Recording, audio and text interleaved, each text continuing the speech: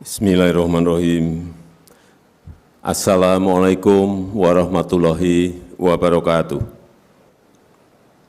Selamat pagi, salam sejahtera bagi kita semua. Om Swastiastu, Namo Buddhaya, salam kebajikan.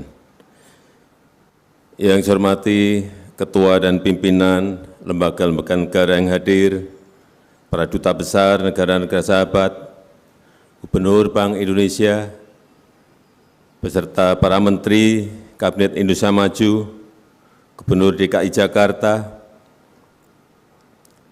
Direktur Utama BNI, Chairman B Universe, Bapak Ibu sekalian, hadirin dan undangan yang berbahagia.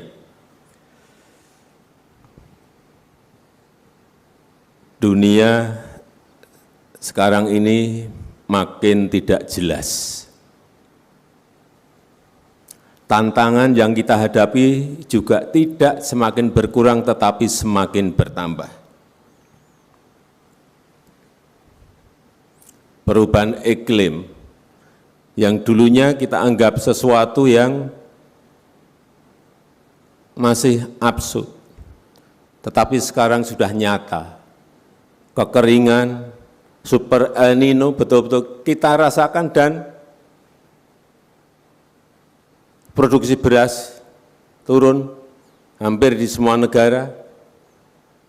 22 negara mengerem, menstop, tidak ekspor berasnya lagi.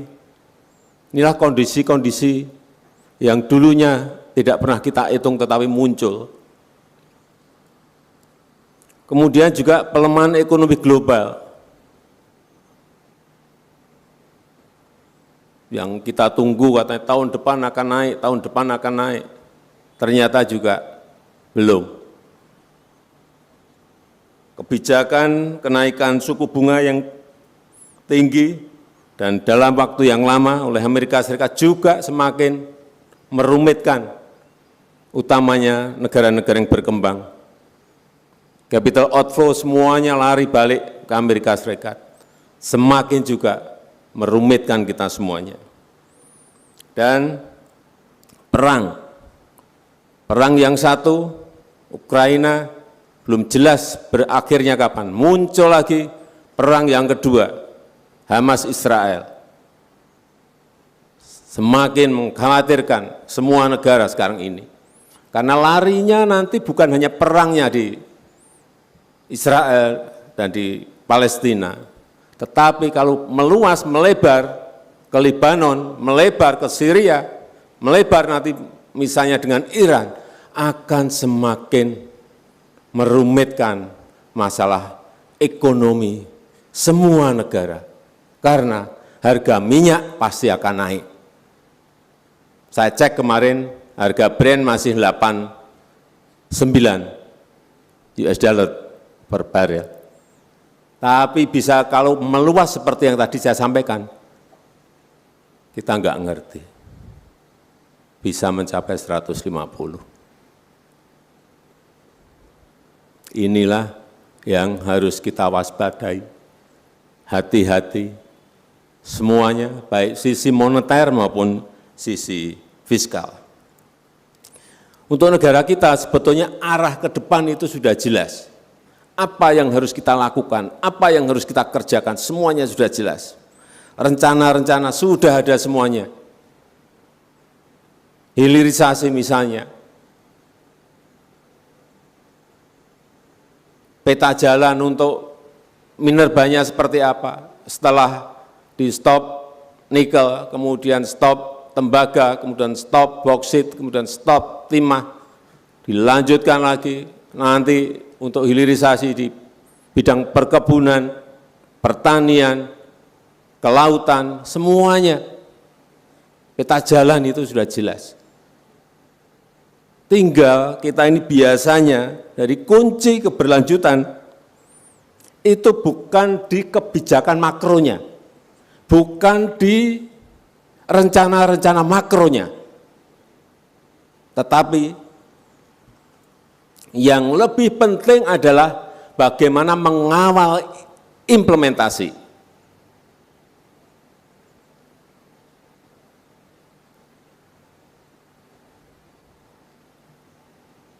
kerja detail, dicek yang detail, kerja lapangan, diawasi dan dicek di lapangan.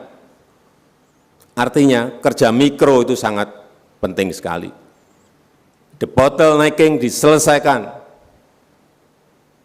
Memang kerja sekarang nggak bisa, yang makro saja nggak bisa.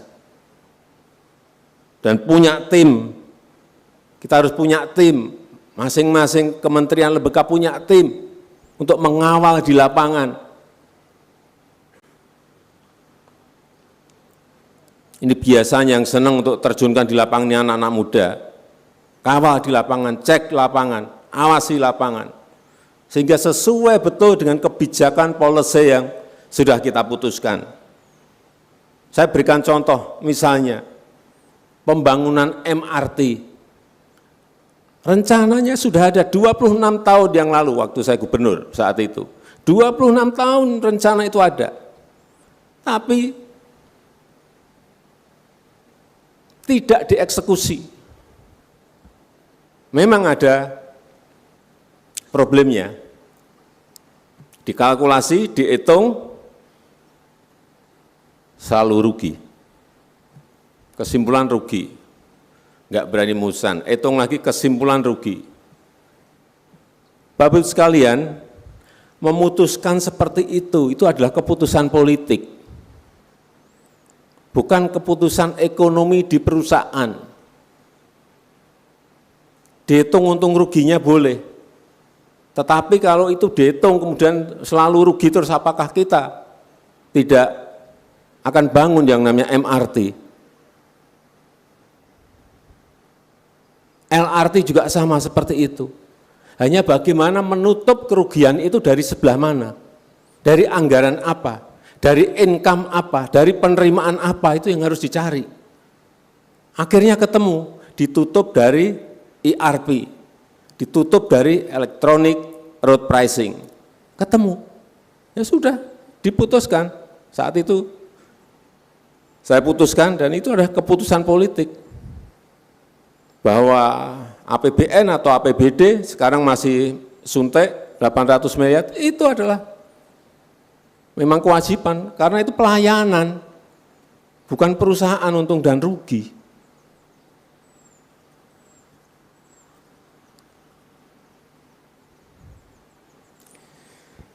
Kembali, ini kok kelihatannya serius semua gitu. Mungkin masih kepagian ini, jadi saya lihat kok serius semua. Saya mau memberi hadiah sepeda aja lah.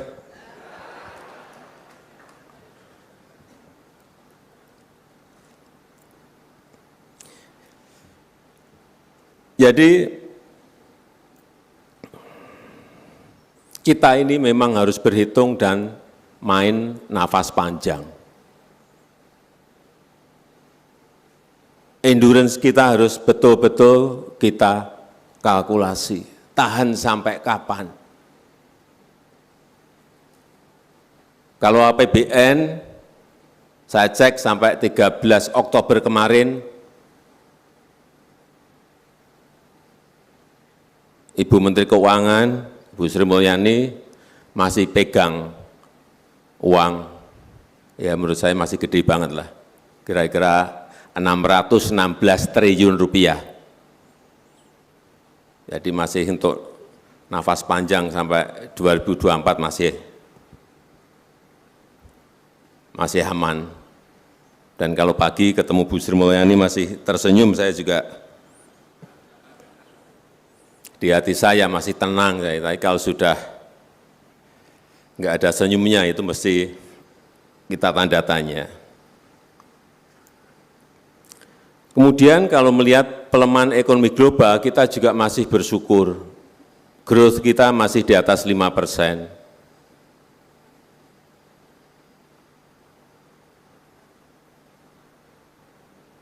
Kemudian kalau kita lihat persentase depresiasi mata uang kita juga masih aman. Aman untuk sektor real, aman untuk sektor keuangan, dan aman juga untuk inflasi. Karena Kemarin saya bertemu dengan Pak Gubernur BI dan OJK, saya tanya pertumbuhan kredit di angka berapa? Menurut saya masih tumbuh baik di 8,69. Ini angka yang menurut saya angka yang cukup baik.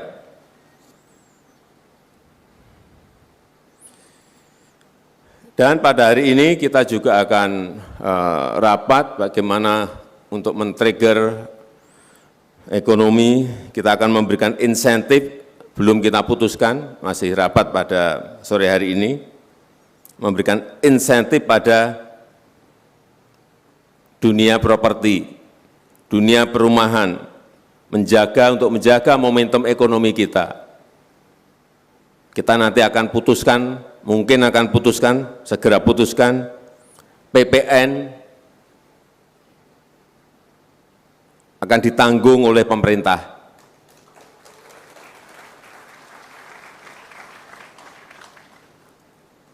Dan untuk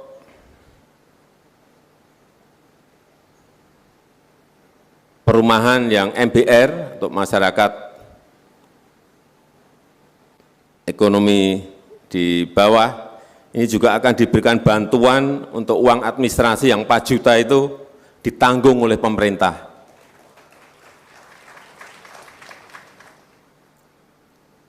Sehingga akan men-trigger ekonomi kita.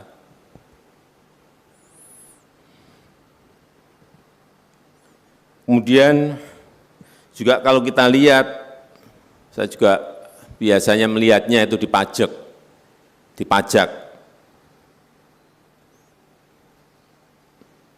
Kemarin Bu Menteri Keuangan juga menyampaikan pajak masih tumbuh 5,6% dari baseline tahun lalu. Artinya masih ada pertumbuhan penerimaan negara. Artinya kalau orang bayar pajak, bisnis dia jalan. Ceknya di sini saya biasanya. Asal penerimaan negara masih tumbuh, penerimaan pajak masih tumbuh, ya itulah berarti ekonomi kita masih baik.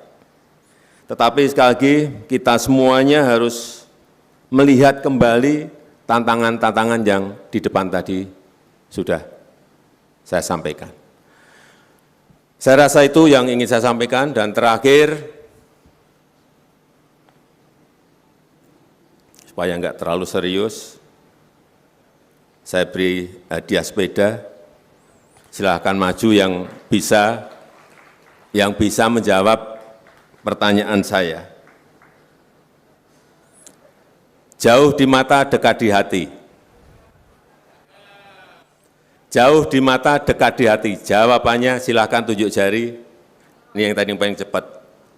Ya, Bu.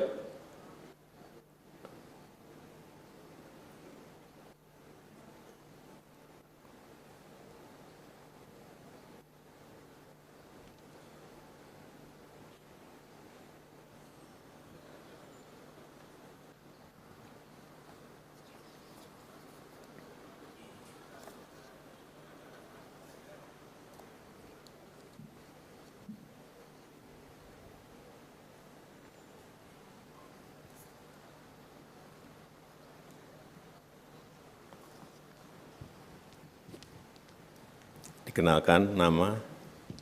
Selamat siang semua, saya Matthew Lembong, salam kenal. Matthew Lembong, Pak. Matthew, Pak. Oh, Matthew. Dari? Saya kebetulan dari private sector, Pak. Dari? Properti. Jauh di mata, dekat di hati. Jawab Matthew. Saya rasa jauh di mata, dekat di hati adalah BNI Investor Daily Summit 2023. Saya rasa. Salah, bukan itu. Ada yang bisa maju, silakan ya. Iya, maju.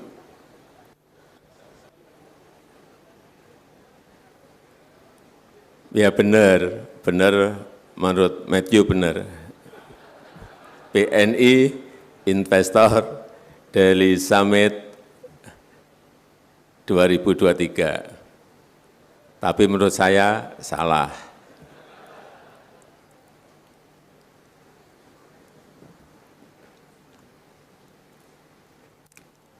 Kenalkan nama.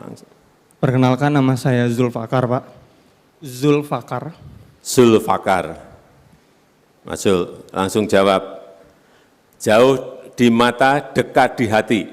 Jawabannya adalah empedu, Pak.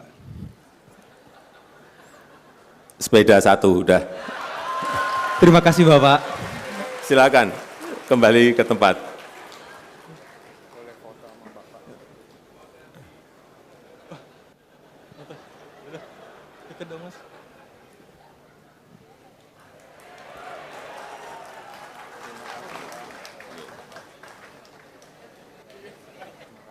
Sama-sama. Ya. Ya. Sepedanya diambil di istana.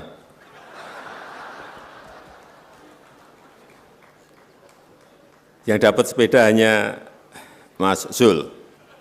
Matthew enggak dapat.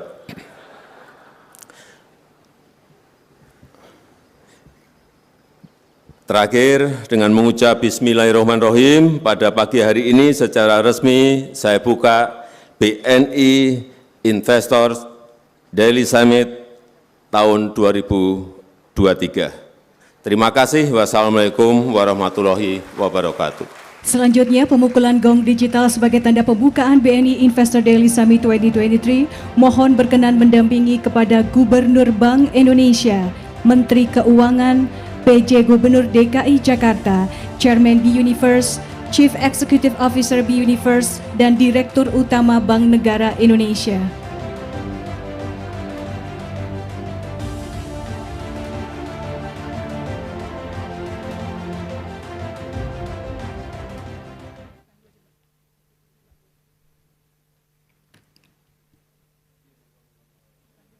Mohon berkenan kepada Bapak Presiden untuk bersiap memukul gong digital yang berada di layar. Dan mohon izin Bapak, kita akan menghitung mundur bersama-sama. 3, 2, 1.